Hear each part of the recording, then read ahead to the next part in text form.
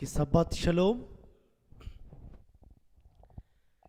మన రక్షకుడును విమోచకుడైన యెహోషువ మెస్సియా మరి యొక్క సబ్బాతు దినమందు మనము ఆయన యొక్క పాదముల చింతెత్తి చేరే ధన్యతనిచ్చి ఇంతవరకు ఆయన స్తుతించి ఆరాధించి కీర్తించి ధన్యతనిచ్చాడు. ఈ సమయంలో ఆయన యొక్క మాటలను కూడా మనం విందాము.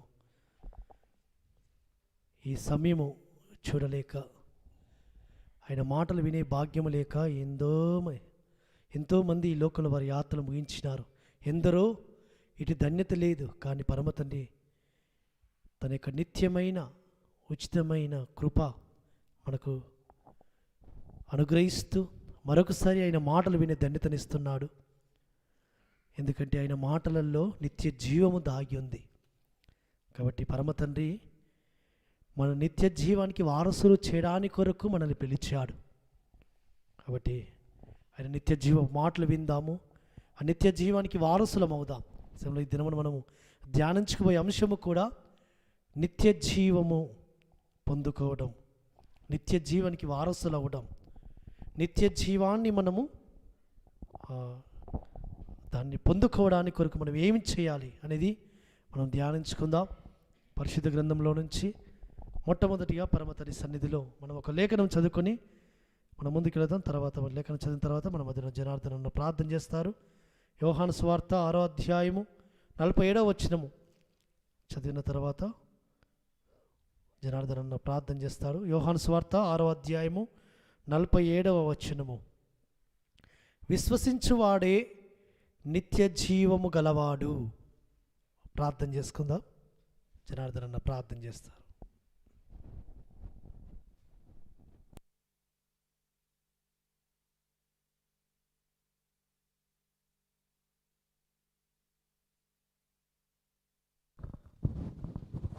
ప్రార్థన. మహోన్నతుడా, మహాగణుడా, పరిశుద్ధుడా, యుగయుగములు సజీవుడా, అబ్రహాం, ఇస్సాకు, యాకోబుల ఎలోహిం, ఏల్ ఎలోహు ఇజ్రాయేల్, మీ పరిశుద్ధ నామమునకు స్తుతులు స్తోత్రములు చెల్లిస్తున్నాము తండ్రి.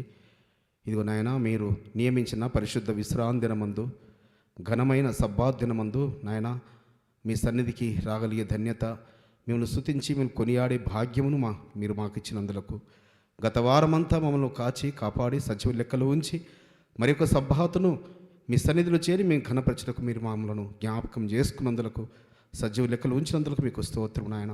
ఇదిగో నాయన, ఈ కూటమి ఇంతవరకు మీరు అధ్యక్షత వహించి మా స్తుతుల మూలముగా మీ నామానికి దుర్గాన్ని నిర్మించుకున్నారు. పాటల ద్వారా మీ నామానికి కీర్తి తెచ్చుకున్నారు. ఆరాధన ద్వారా మీరు మహిమ పొందుకున్నారు. వాక్యము ద్వారా కూడా తండ్రి మీరే మహిమ పొందుకోండి.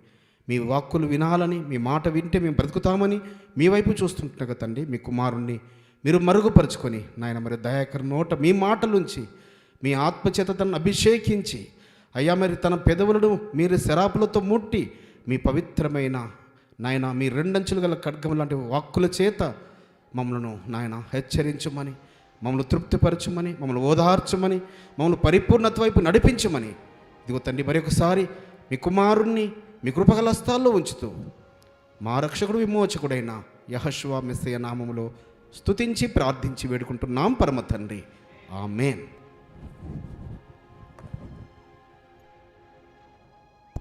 థ్యాంక్ యూ అన్నయ్య. ఇక్కడ మనం చదువుకున్న లేఖన భాగము విశ్వసించువాడే నిత్య జీవం గలవాడు. కాబట్టి ఈ అధ్యాయములో యెహోషువ మెస్సియా నిత్య జీవాన్ని గురించి, జీవాహారము గురించి మాట్లాడుతూ ఆయన చక్కటి మాటలు ఈ అధ్యాయంలో ఆయన వివరిస్తూ వస్తుంటున్నాడు.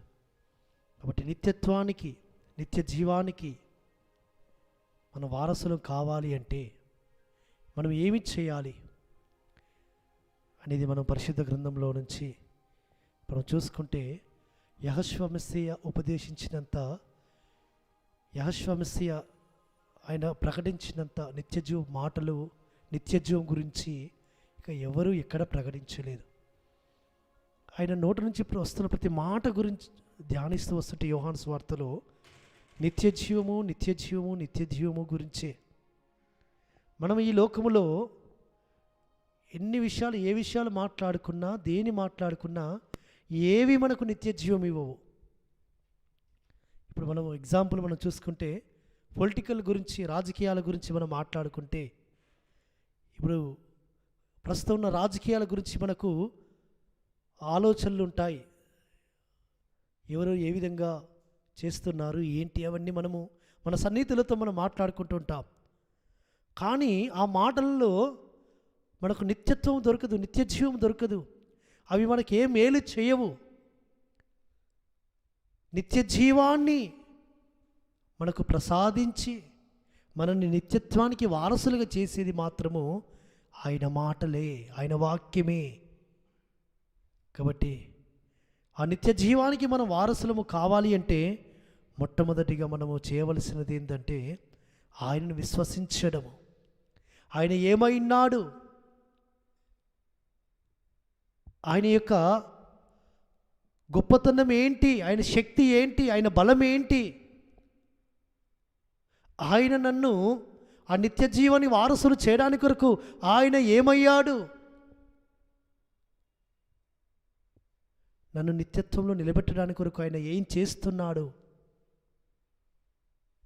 అనేది మనం ధ్యానించుకుంటే ఆ పరమ తండ్రి ఆయన యొక్క నిత్య మహిమను, ఆయన యొక్క నిత్యత్వమును మన కొరకు వదిలిపెట్టి, మన కొరకు ఆయన ఈ లోకములో రక్తమాంసములు ధరించుకుని శరీరధారి అయి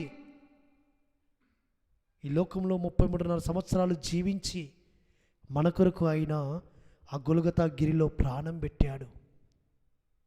మన పాప విమోచన క్రయధనముగా తన రక్తాన్ని కార్చాడు, తన ప్రాణమును అర్పించాడు. మనకు బదులుగా ఆయన మరణించాడు, మనకు బదులుగా ఆయన శిక్ష అనుభవించాడు. మనల్ని నిత్యత్వంలోకి తీసుకెళ్ళడానికి కొరకు, నిత్య జీవానికి వారసులు చేయడానికి కొరకు ఆయన మరణానికి అప్పగింపబడుతూ వచ్చాడు. ఆయన శిక్షనంతా భరిస్తూ వచ్చాడు.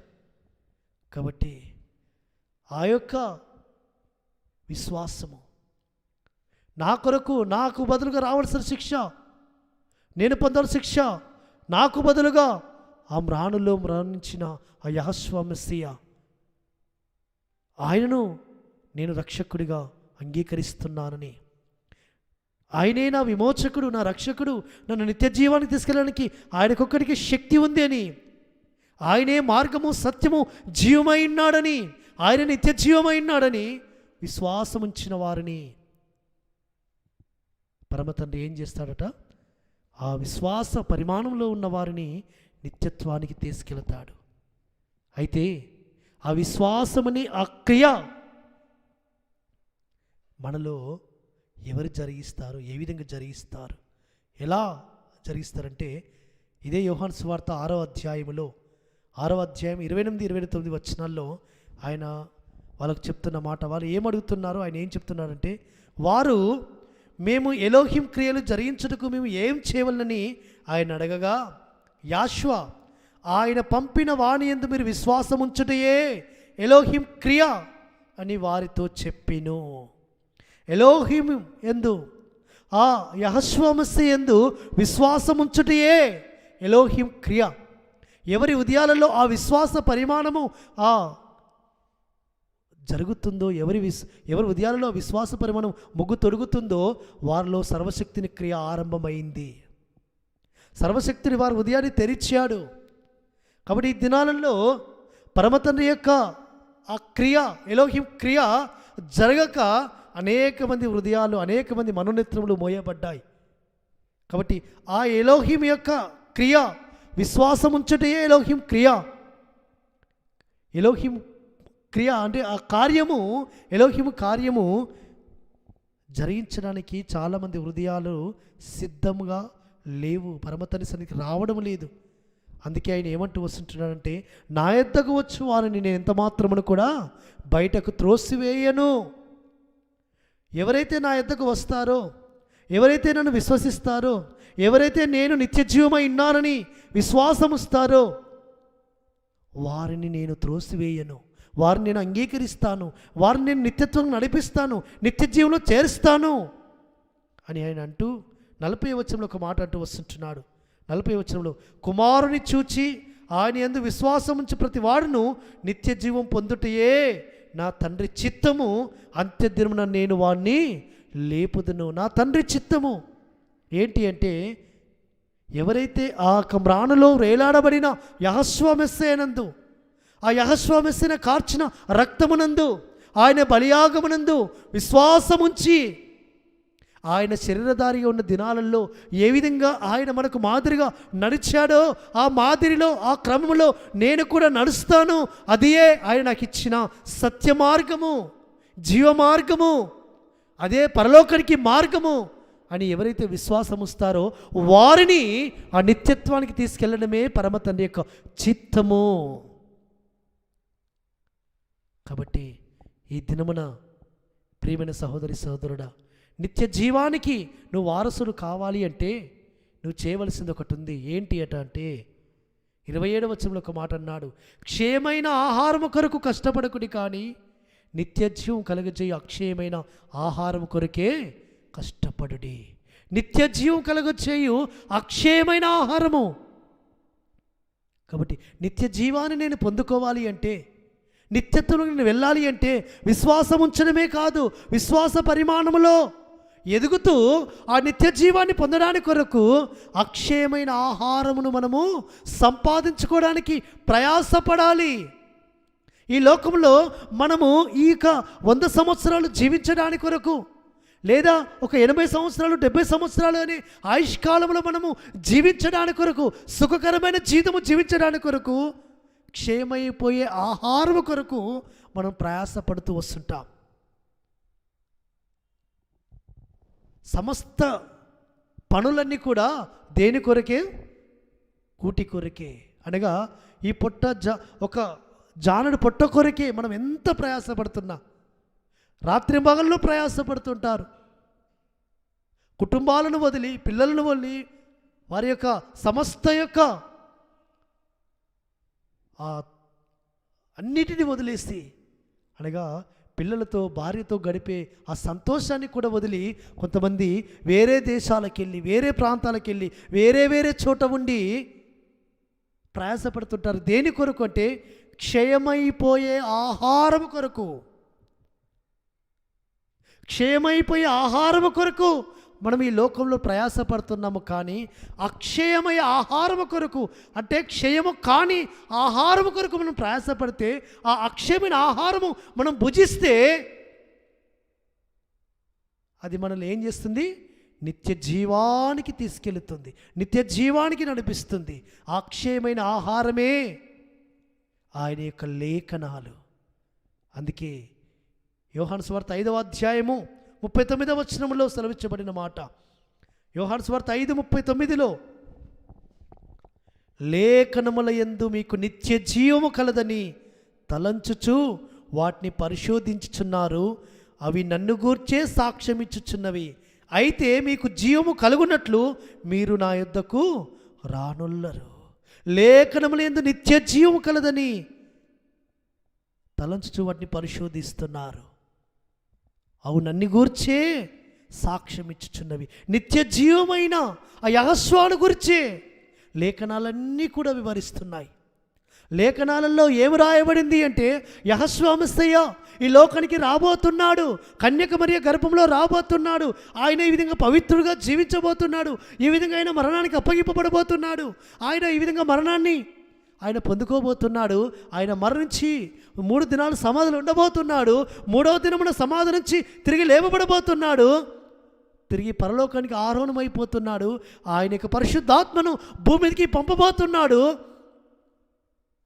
తిరిగి ఆయన భూమి మీదకి రారాజుగా, న్యాయాధిపతిగా, తీర్పరిగా మళ్ళా భూమి మీదకి ఆయన తన రాజ్య స్థాపన చేయడానికి కొరకు భూమి మీదకి రాబోతున్నాడని పరిశుద్ధ గ్రంథం అంతా ఆయన రాకడకు మునిపే, ఆయన శరీరధారిగా భూమి మీద జన్మించక మునిపే ఆయన లేఖనాలన్నీ కూడా ఘోషిస్తున్నాయి.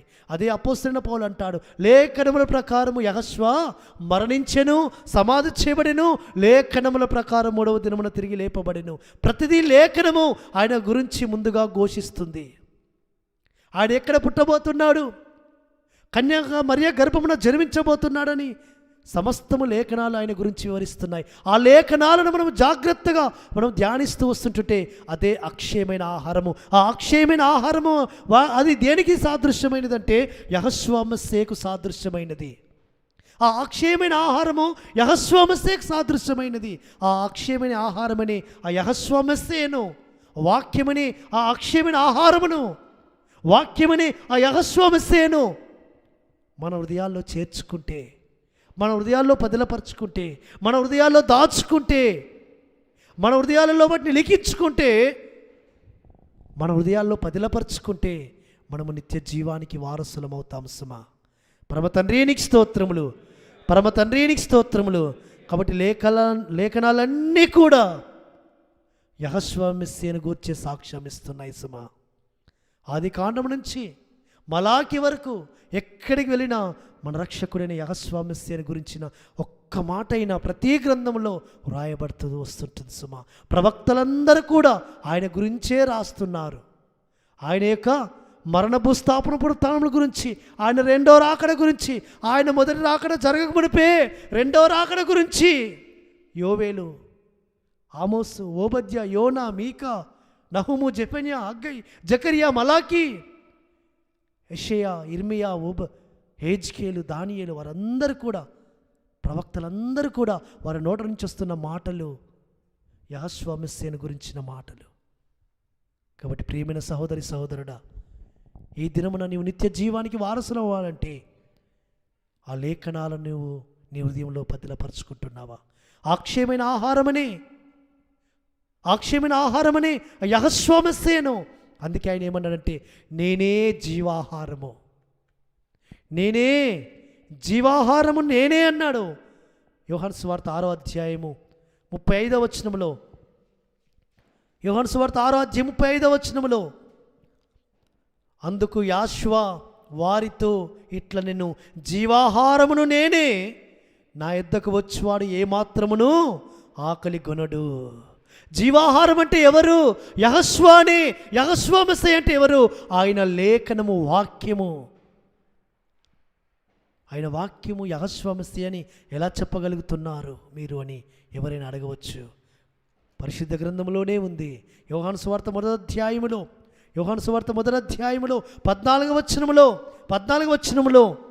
యోహాను సువార్త మొదటి అధ్యాయము 14వ వచనములో ఆ వాక్యము శరీరధారి అయి కృపాసత్య సంపూర్ణుడిగా మన మధ్యలో నివసించెను. కాబట్టి ఆ వాక్యము, ఆ లేఖనము, ఆ యొక్క వాక్కు, ఆది యందు వాక్యముండెను, వాక్యము ఎలోహిము యొద్ద ఉండెను, వాక్యము ఎలోహిమై ఉండెను. ఆ వాక్యమైన ఎలోహిం ఈ భూమి మీద 33 సంవత్సరాలు జీవించడానికి కొరకు, ఆ ధర్మశాస్త్రమైన యెహోవా ఈ లోకంలో 33 సంవత్సరాలు జీవించడానికి కొరకు ఆయన ఈ లోకాన్ని ఖరీదించాడు. సుమా కాబట్టి వాక్యమే ఈ లోకంలో 33 సంవత్సరాలు రక్త మాంసములతో జీవించింది. హల్లెలూయా, హల్లెలూయా. ఇది విశ్వసించిన వారు, ఆ వాక్యమైన యెహోవా, ఆ వాక్యమైన యెహోషువ మస్సీహు నా కొరకు ఈ లోకంలో భూమి మీద రక్త మాంసములతో జీవించింది. ఎందుకొరకు ఆయన రక్త మాంసములు గలవాడయ్యాడు? ఆ వాక్యమైన యెహోవా శరీరధారిగా ఎందుకొరకు జీవించాల్సి వచ్చాడు? ఏక దూత స్వరూపం ధరించుకొని రావచ్చు, దూతల స్వభావం ధరించుకొని ఈ లోకానికి ఆయన రావచ్చు, మనుషుని రక్షించవచ్చు, మనుషుని స్వస్థపరచవచ్చు, మనుషుని విడిపించవచ్చు. కానీ ఆయనకు ఉన్నతమైన ఉద్దేశము, ఆయన ఉన్నతమైన ప్రణాళిక మానవుని ఎడల ఏంటి అంటే, ఒక మాట అపోస్తలుడైన పౌలు రాసి వస్తుంటున్నాడు. హెబ్రీ రాసిన పత్రిక 2వ అధ్యాయం 14వ వచనములో, 14-15 వచనాలు కలిసి ఉన్నాయి. హెబ్రీ రాసిన పత్రిక 2వ అధ్యాయం 14-15 వచనాలలో, కాబట్టి ఆ పిల్లలు రక్తమాంసములు గలవారైనందున ఆ ప్రకారమే మరణం యొక్క బలము గలవానిని, అనగా అపవాదిని మరణము ద్వారా నశింపచేయుటకును జీవితకాలమంతయు మరణ భయము చేత దాస్యమునకు లోబడిన వారిని విడిపించుటకును ఆయన కూడా రక్తమాంసములో పాలివాడాయను. ఏలయనగా ఆయన ఎంత మాత్రమును దేవదూతల స్వభావమును ధరించుకొనక అబ్రహాము సంతాన స్వభావమును ధరించుకొని ఉన్నాడు. పరమ తండ్రికి స్తోత్రములు. హల్లెలూయ. తన పిల్లలు రక్తమాంసములతో ఉన్నారు, తన పిల్లలు శరీరధారిగా ఉన్నారు. వారు రక్తమాంసములతో ఉన్నందున తన పిల్లలను విడిపించడానికి కొరకు, ఆ దాసత్వంలో నుంచి విడిపించడానికి కొరకు, ఆ మరణ భయము చేత ఉన్న తన పిల్లలను విడిపించడానికి కొరకు ఆయన తన పిల్లల యొక్క స్వభావము రక్తమాంసములతో శరీరధారిగా ఈ లోకంలో ఆయన జీవిస్తూ వచ్చాడు. ఆయన ఈ లోకానికి రావాల్సి వచ్చింది. ఆయన ఈ లోకంలో ఆ రక్తమాంసములతో 33 సంవత్సరాలు జీవిస్తూ వచ్చింది. ఎందుకనగా అపవాదిని ఓడించడానికి కొరకు, అపవాదిని మరణము ద్వారా నశింప చేయడానికి కొరకు, అపవాదిని మరణము ద్వారా అపజయము కలగజేయడానికి కొరకు అపవాదికి ఆయన ఈ లోకములో రక్తమాంసములు ధరించుకొని రావాల్సి వచ్చింది సుమా. కాబట్టి నువ్వు నిత్య జీవానికి వారసుడు అవడానికి కొరకు, నువ్వు నిత్యత్వంలోకి వెళ్ళడానికి కొరకు ఆయన జరిగించిన కార్యం ఏంటంటే, నువ్వు రక్తమాంసములతో ఉన్నందున ఆయన కూడా రక్తమాంసములతో ఈ లోకంలో రావాల్సి వచ్చింది సుమా. ఆ రక్తమాంసములతో వచ్చి నీవు మరణ దాసత్వంలో ఉన్న నీవు, మరణ భయము చేత అపవాది యొక్క దాసత్వంలో ఉన్న నీవు, ఆ అపవాదిని ఓడింప చేయడానికి కొరకు ఆయన మరణాన్ని పొందాడు. అపవాదికి అపజయము కలిగజేశాడు. ఆ మరణ దాసత్వంలో నుంచి నిన్ను విడిపించాడు. ఆయన మరణము నుండి. పరమ తండ్రికి స్తోత్రములు. హల్లెలూయా. కాబట్టి దాని కొరకు ఆయన దేవదూతల స్వభావం ధరించుకొనలేదు సుమా. అబ్రహాము సంతాన స్వభావమును, అబ్రహాము యొక్క సంతానములో నుంచి, యాకోబు గోత్రికుడైన యూదా గోత్రములో నుంచి, యూదా యొక్క వంశంలో నుంచి, యూదా గోత్రము చిగురుగా యెహోషువ మెస్సీగా 33 సంవత్సరాలు జీవించడానికి కొరకు ఆయన ఈ లోకాన్ని ఖరీదించాడు సుమా. దేని కొరకంటే నీవు నిత్య జీవానికి వారసుడానికి కొరకు. కాబట్టి ప్రియమైన సహోదరి సహోదరుడా, ఆయన గొప్ప కార్యము, ఆయన గొప్ప సంకల్పము ఏంటంటే నీవు కూడా ఆ నిత్య మహిమలో, నిత్యత్వములో, ఆ నిత్య జీవంలో ఉండాలని ఆయన తన జీవాన్ని ఈ లోకములో నీ కొరకు అర్పించాడు. నీ కొరకు తన యొక్క ప్రాణమును అర్పించాడు. ఆ ప్రాణమును అర్పించి ఆయన ఏమంటూ వస్తుంటున్నాడంటే, ఆయన యొక్క శరీరాన్ని అర్పించాడు, ఆ రక్తము కార్చాడు. కార్చి ఏమంటున్నాడు అంటే, ఇదే యోహాను సువార్త 6వ అధ్యాయంలో, ఇదే యోహాను సువార్త 6వ అధ్యాయంలో 6వ అధ్యాయము 54వ వచనములో, ఆ నిత్య జీవానికి నువ్వు వారసుడు కావాలి అంటే 54వ వచనము, 55వ వచనములో, యోహాను సువార్త 6వ అధ్యాయం 54, 55 వచనాల్లో, నా శరీరము తిని నా రక్తము త్రాగువాడే నిత్య జీవం గలవాడు, అంత్య దినమున నేను వాణ్ణి లేపుదును. నా శరీరము నిజమైన ఆహారమును, నా రక్తము నిజమైన పానమునైనది. కాబట్టి ఆయన శరీరము తిని ఆయన రక్తము త్రాగువాడే నిత్య జీవం గలవాడు. ఆయన శరీరము సాదృశ్యంగా ఉన్న ఆయన రొట్టె. పస్కా పండుగలో మనము ఆ యొక్క రొట్టెను తీసుకుంటాం. పస్కా పండుగలో ఆ రక్తానికి సాదృశ్యమైన ద్రాక్షరసాన్ని తీసుకుంటాం. అవి ఆయన మరణాన్ని సూచిస్తున్నాయి. ఆయన యొక్క మరణమును, ఆయన శ్రమలను సూచిస్తున్నాయి సుమా. కాబట్టి ప్రియమైన సహోదరి సహోదరుడా, ఆయన యొక్క శరీరం అనే రొట్టె, ఆయన రక్తం అనే ద్రాక్షరసములో నీవు పాలు పొందితేనే నీవు నిత్య జీవానికి వారసుడవు, నిత్యత్వానికి వారసుడవు. అనగా ఏ విధంగా పాలు పొందాలి? అనాలోచితంగా కాదు. ఏదో ఈ లోకములో ఏదో మనకు విందుకు వెళ్ళి భోజనం చేసినట్టుగా కాదు. అది ఈ లోకము బల్ల కాదు. అది ఎలోహిం బల్ల అని, ఎలోహిం యొక్క శరీరమని, ఎలోహిం యొక్క రక్తమని వివేచించి పరిశుద్ధముగా ఉండి, పవిత్రముగా ఉండి, యోగ్యకరముగా ఆ యొక్క బల్లలో చేయి వేస్తే ఆ బల్ల మనల్ని ఎక్కడికి తీసుకెళ్తుంది అంటే నిత్య జీవానికి తీసుకెళ్తుంది. ఆ శరీరం మనల్ని నిత్యత్వానికి తీసుకెళ్తుంది. ఆ శరీరం మనల్ని ఆ రక్తము మనల్ని నిత్య జీవానికి వారసులుగా చేస్తుంది.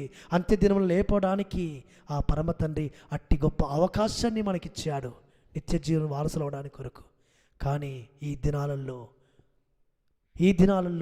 ఈ అంత్య దినాలలో చాలామంది ఆయన శరీరం యొక్క ప్రాముఖ్యతను, ఆయన రక్తం యొక్క ప్రాముఖ్యతను గుర్తెరగక, అది మామూలు యొక్క రొట్టెనే, మామూలు యొక్క ద్రాక్షరసమే, దాంట్లో ప్రత్యేకత ఏంటి అని వివేచించక తిని త్రాగుతున్నారు. కాబట్టి మనలో చాలామంది ఏమవుతున్నారు?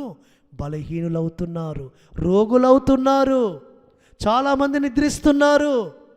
ఇది పౌలు మొదటి కొరింథీయులకు రాసిన పత్రిక 11వ అధ్యాయంలో అంటున్నాడు. ఆయన శరీరమని, ఆయన రక్తమని వివేచింపక తిని త్రాగువాడు తన శిక్షావిధి తెచ్చుకుంటున్నాడు, తనకు తనకే శిక్షావిధి తెచ్చుకుంటున్నాడు. కాబట్టి ఎందుకు వస్తున్నాయి శిక్షలు? ఎందుకు వస్తున్నాయి రోగాలు? ఎందుకు వస్తున్నాయి బలహీనతలు? ఎందుకు వస్తున్నాయి ఈ యొక్క కష్టాలు? ఎందుకు వస్తున్నాయి? ప్రియమైన సహోదరి సహోదరుడా, ఆయన శరీరములో, ఆయన రక్తములో పాలు పొందుతున్నప్పుడు నీవు వివేచించి తిని త్రాగుతున్నావా? అయ్యో, ఇది నిత్య జీవానికి నన్ను వారసులుగా చేసేదని ఒక్కసారి నువ్వు గమనంలోకి తెచ్చుకుంటే కన్నీళ్లతో ఆయన పాదములు తడిపి పరిశుద్ధమైన జీవితము జీవించడానికి తీర్మానము చేసుకొని ఆయన హస్తాలకు అప్పగించుకొని ఆ రక్తము చేత పవిత్రపరచబడి పరిశుద్ధపరచబడి ఒక నూతనమైన జీవితము జీవించడానికి కొరకు తీర్మానించుకొని ఆ బల్లలో చేయి వేస్తే, ఆ యొక్క రొట్టె ద్రాక్షరసం తీసుకుంటే అది నీకు ఆశీర్వాదకరము కాదా? అది నీకు స్వస్థతను ఇవ్వదా? అది నీకు బలముని ఇవ్వదా? ఎందుకు నీ యొక్క స్థితి ఇంకా బలహీనమైన స్థితి? ఎందుకు నీ శరీరంలో రోగము? అంటే నిత్య జీవానికి నన్ను వారసులుగా చేసి, నా నిత్య జీవానికి వారసత్వంగా చేసి ఆ రొట్టె ద్రాక్షరసమును తినవలసిన విధానంలో తినక, త్రాగవలసిన త్రాగక, వివేచింపక, లోకములో జీవించినట్టుగా, లోకములో వెళ్ళినట్టుగానే మందిరంలో ఉండి కూడా ఆ యొక్క అందులో చేవేయడాన్ని బట్టియే బలహీనతలు వస్తున్నాయి సుమా. కాబట్టి ఏ విధంగా ఈ దినాల్లో మనం ఉన్నాము అంటే, యాశ్వామిస్తి చెప్పిన ఒక ఉపమానం, ఒక జరిగిన సంఘటన అది చూపిస్తాను మన జీవితంలో పరీక్షించుకోవడానికి కొరకు. ఒక మాట మత్తయి సువార్త 19వ అధ్యాయములో యాశ్వామిస్తి చెప్తున్న మాట, 19వ అధ్యాయము 16వ వచనం నుంచి ఒకసారి మనం చదువుకుందాం. మత్తయి సువార్త 19వ అధ్యాయం 16వ వచనం నుంచి. ఇదిగో ఒకడు ఆయన యొద్దకు వచ్చి, బోధకుడా, నిత్య జీవం పొందుటకు నేను ఏ మంచి కార్యము చేయవలని ఆయన అడిగిను. మత్తయి సువార్త 19వ అధ్యాయము 16 నుంచి చదువుతున్నాను. ఒకడు ఆయన యొద్దకు వచ్చాడు. ఒక యవనస్తుడు ఆయన దగ్గరికి వచ్చి, బోధకుడా, నిత్య జీవాన్ని పొందుటకు నేను ఏం చేయాలి?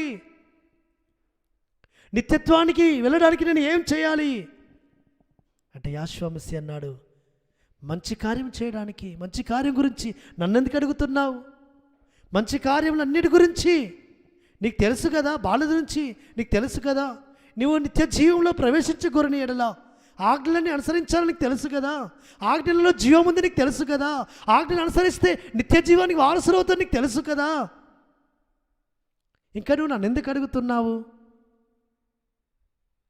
అంటే, ఆయన ఆ యవనస్తుడు అడుగుతూ వచ్చాడు, అయ్యా, ఈ ఆజ్ఞలు మరొకసారి నాకు చెప్పవా అంటే ఆ 10 ఆజ్ఞలన్నీ చదువుతూ వచ్చాడు యాషువా.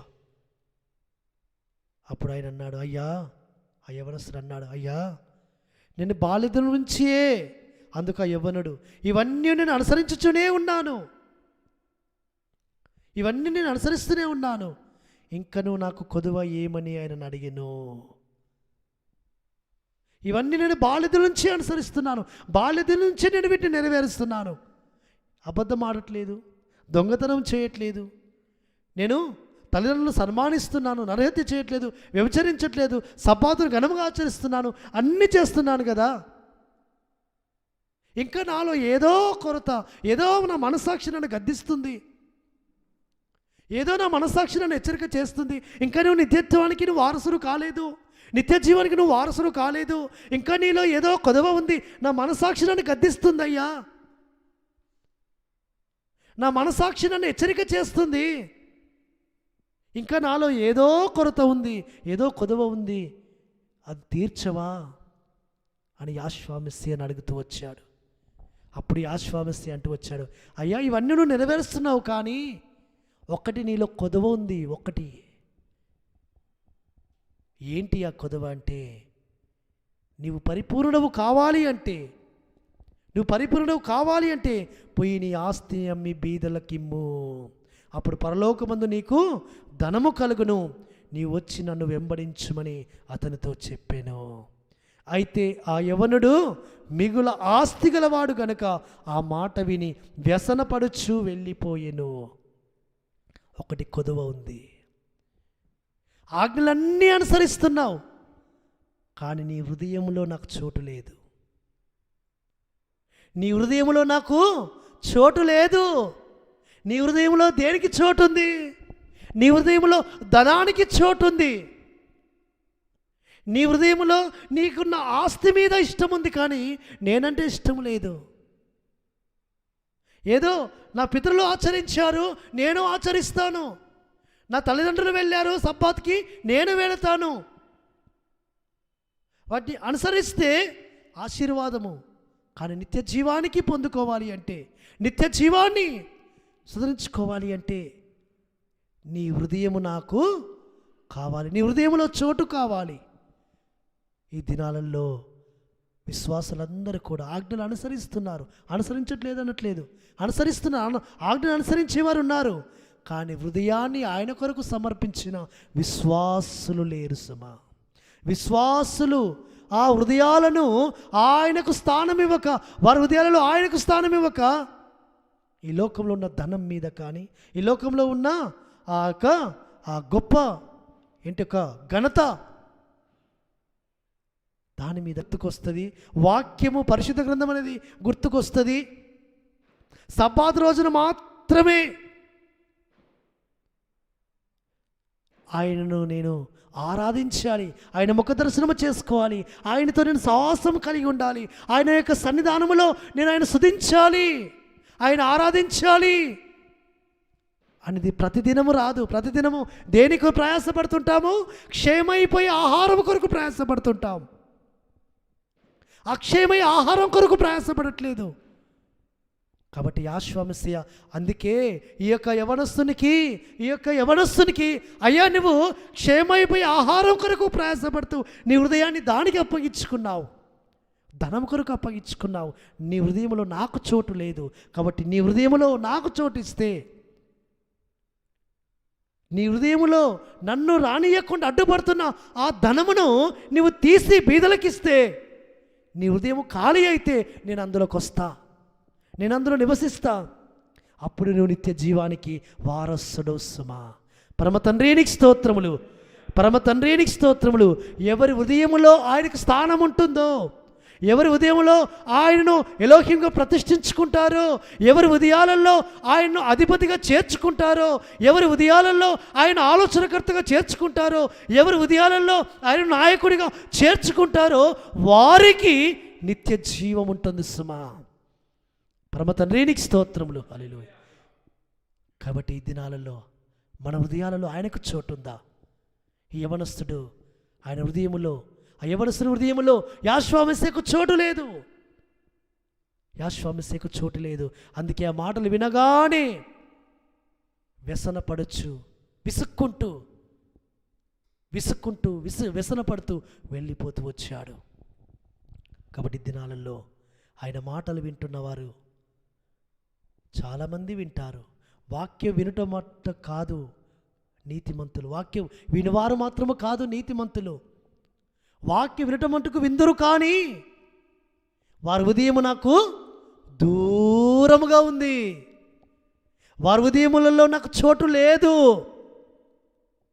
నా వాక్యం వినటం మటుకు వింటున్నారు, కానీ వారి హృదయాలు నాకు దూరంగా ఉన్నాయని యాశ్వామిస్య పలుకుతున్న మాటలు. కాబట్టి ప్రియమైన సహోదరి సహోదరుడా, ఆజ్ఞలు అనుసరిస్తే నిత్య జీవానికి వారసుడం అనేది అదొక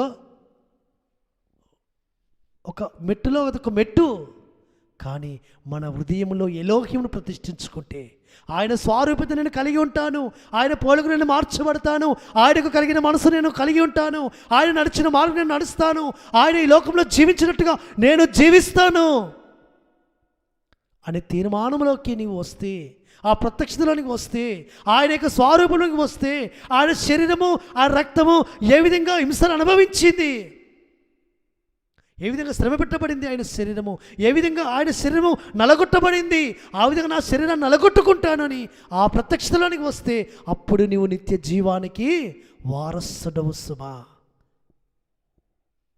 కాబట్టి దాని కొరకు ఆ నిత్య జీవాన్ని పొందుకోవడానికి కొరకు, ఆ నిత్యత్వంలోకి నడవడానికి కొరకు నీవు అవసరమైతే ఆయనను హృదయంలో చేర్చుకోనియకుండా అడ్డుపడుతున్న ఎవరినైనా కూడా పక్కన పెడితేనే పరమతని నీకు నిత్య జీవాన్ని ఇస్తాడు సుమా.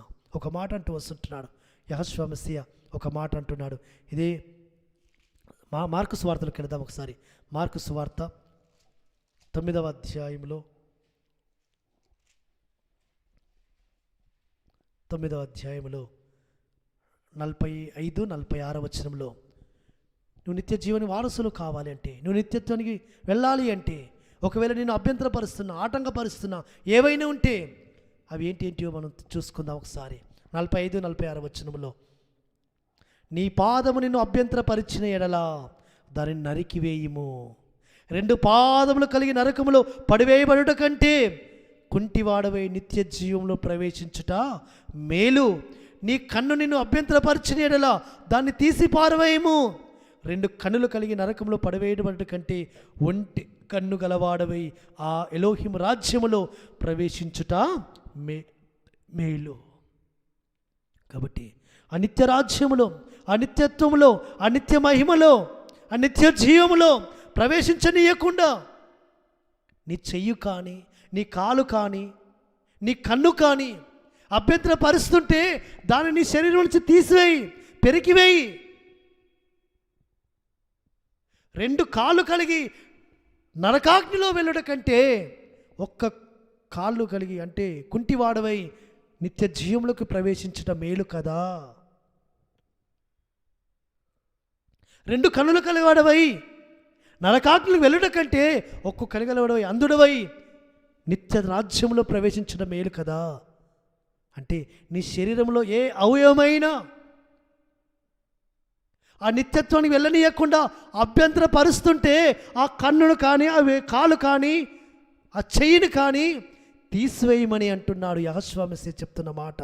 ఒంటి కన్ను గలవాడవై, ఒంటి చేయగలవాడవై, కుంటివాడవై, అంధుడవై నిత్యరాజ్యంలో ప్రవేశించడం మేలు కదా. ఎందుకంటే నరకమున వారి పురుగు చావదు, అగ్ని ఆరదు. ఇంతకుముందు మనం పాట పాడుకున్నాం, జనార్దన పాట పాడాడు. 2 దారులు, ఏ దారి కావాలో కోరుకో. ఎందుకంటే అగ్ని అక్కడ ఆరదు, పురుగు చావదు సుమా. కాబట్టి పరమతని సన్నిధానములో ప్రేమైన సహోదరి సహోదరుడా, నిన్ను అభ్యంతరపరుస్తున్నా నీ శరీర అవయములు కానీ, అదే మాదిరిగా ఇంకొక మాట, నేను అభ్యంతరపరుస్తుంటారు చాలామంది మనుషులు కూడా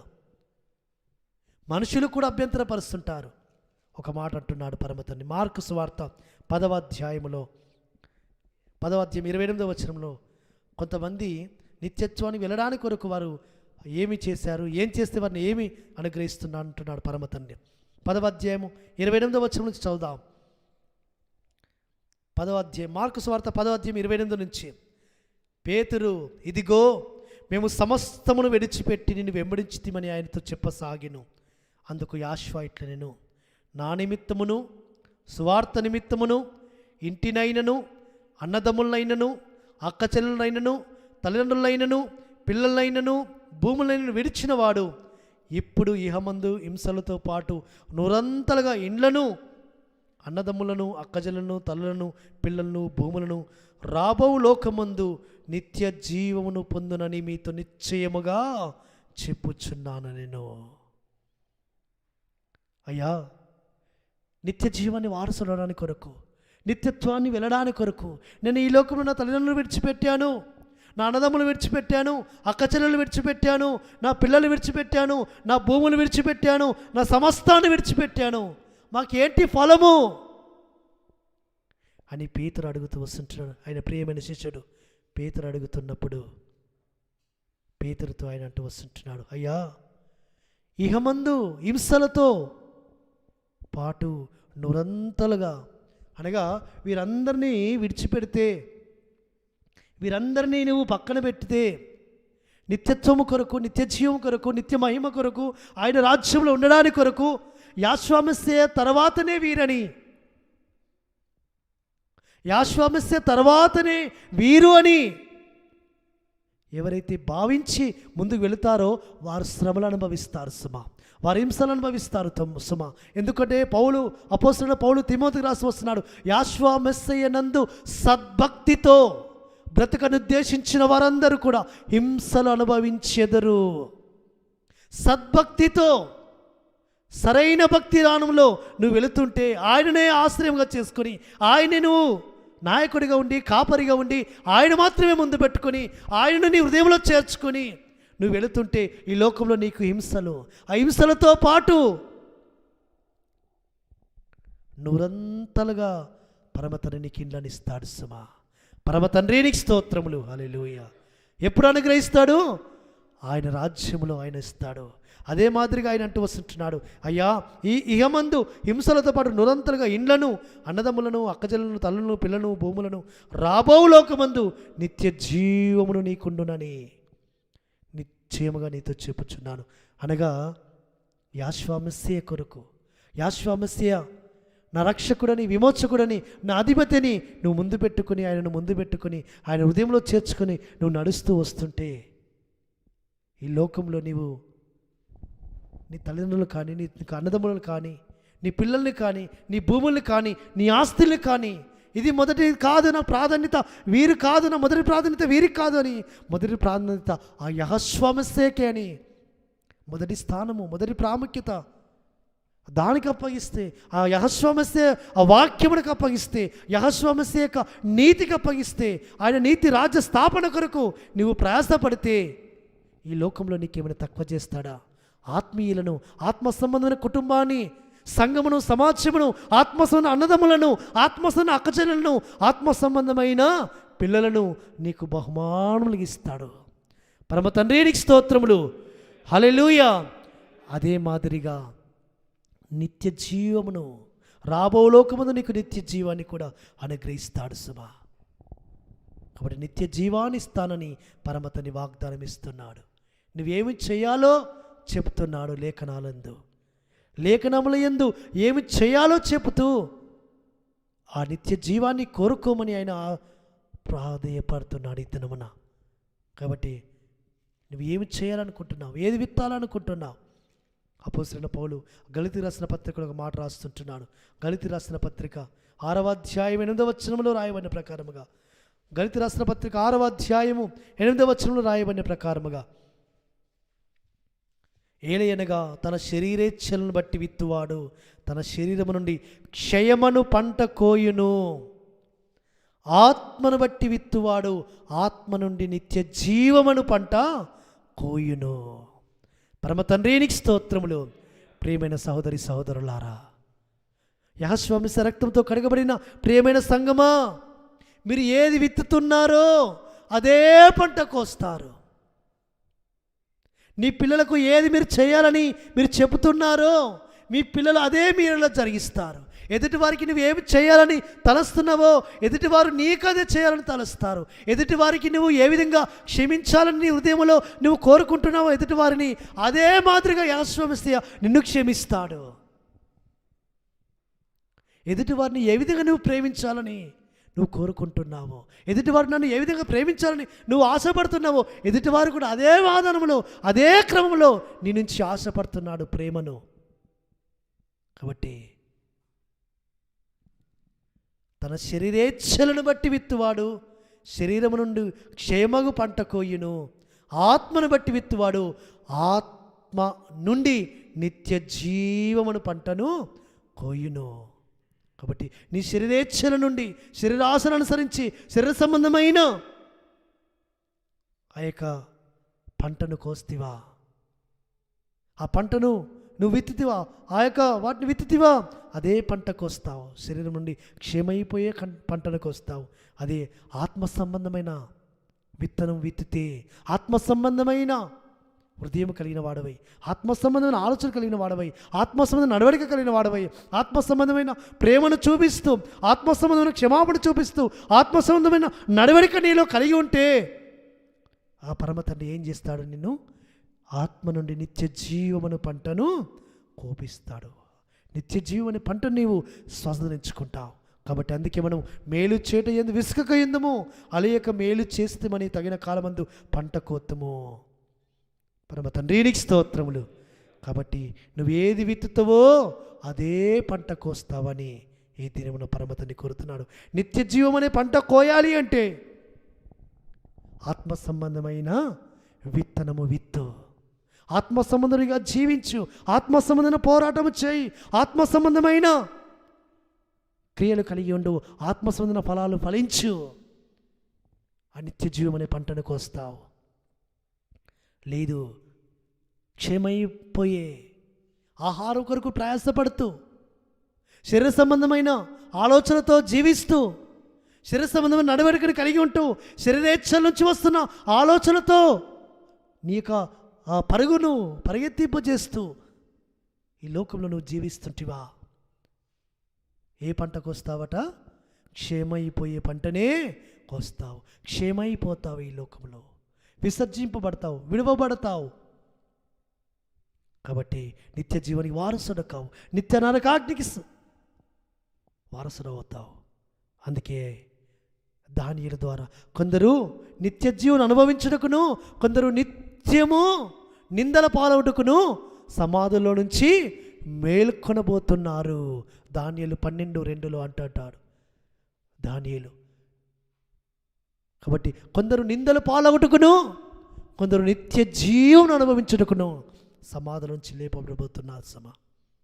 కాబట్టి నీ క్రియలను బట్టి ఆత్మ సంబంధమైన విత్తనం విత్తితే, ఆత్మ సంబంధమైన ఆ యొక్క క్రియలు కలిగి ఉండి నువ్వు ఈ లోకంలో నీ యాత్రను ముగిస్తే సమాధుల్లో నుంచి లేస్తావు. దేని కొరకు? నిత్య జీవానికి వారసుడాని కొరకు.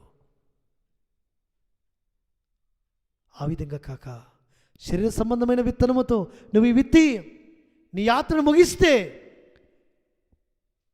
నీవు నిందల పాలవడానికి, నిత్యము నిందల పాలవడానికి, నిత్య నరకాగ్నికి వెళ్ళడానికి కొరకు లేపబడతావు సమాధిలో నుంచి.